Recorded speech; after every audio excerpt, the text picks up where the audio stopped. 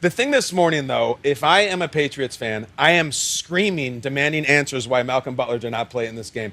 A little background. Malcolm Butler played 97% of the Patriots snaps this year. No one played more, okay?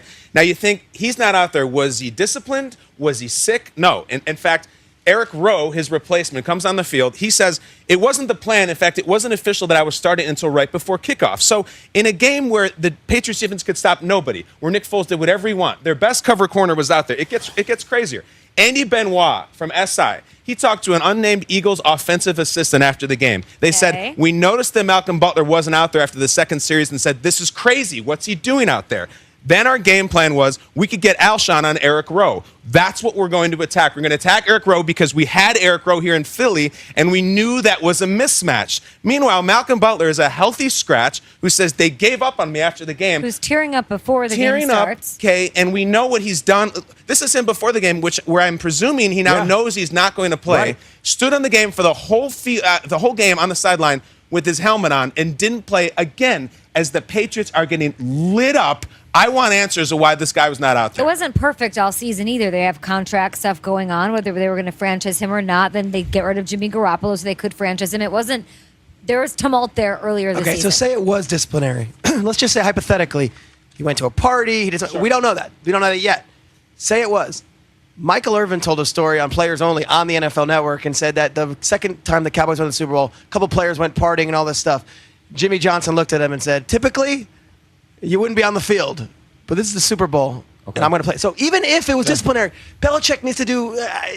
Or say it's not. Or say it's the Patriots doing what they always do, some twist right before game time, trying to outsmart themselves and outsmart the other team. And they say, you know what, we got a feeling that Malcolm Butler isn't going to step up. We're going to play Rowe instead.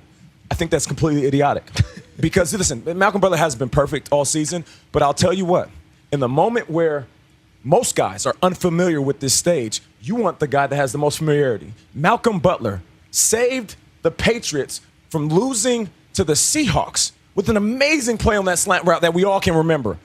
Why wouldn't you have that man in the game? There's clearly a reason. And here's the thing. There's got to be a reason. There's a mystery. There's something. Regardless of what you may think about Malcolm Butler's coverage, at the line of scrimmage, he is an absolute dog. So Alshon Jeffrey being this big, tall, lanky wide receiver, you want somebody that can Nate, he played 97% of the snaps. There's obviously some reason he wasn't. It wasn't performance-based. Okay, well, and Nate, even if they did, let's say they tried to switch it up, mid-game, wouldn't you say, all right, we can't stop anybody, let's try Malcolm? They didn't put him in. Listen, let's put somebody at the line of scrimmage to put their hands on Alshon, so when Nick Foles is dropping back, he sees a feisty cornerback grabbing and pushing and pulling up against Alshon. That's what Malcolm Butler does the best. Yeah. And you have this guy on the sideline, the one guy that has a ring on his finger, and you don't have him. That blows me away. It blows me away. I don't question the Patriot much, but that's frustrating. Is there any reason that you could think of that would be okay? Or absolutely nothing? Listen, if they're not coming out and saying that they're not going to come out and say anything. Say he was out till 6. What if he was out till 7 in the morning and he talked back to Bill Belichick? What is Bill supposed to do, play him? I'm not going to assume that. If they're not telling us that, I'm not going to assume that. So until they tell us, it's a dumb decision to put him on the sideline. Hypothetically, he was out till 6 a.m. and Belichick says, are you kidding me? You dressed him for the game. I still think you have to play him. Yeah, but Belichick was asked straight up after the game, why didn't he play? Was it disciplinary? Belichick said strictly football reasons. Let's not assume. So if it's strictly football reasons, yes, it's a dumb decision. Yes. And to not adjust from that, what do we talk? Adjustments mid-game. You don't think maybe you should give Malcolm a shot to go out there when you're giving up 500 yards, 600 yards? If you're a Lions fan right now and Matt Patricia just put that thing on the field, are you questioning that hire right now?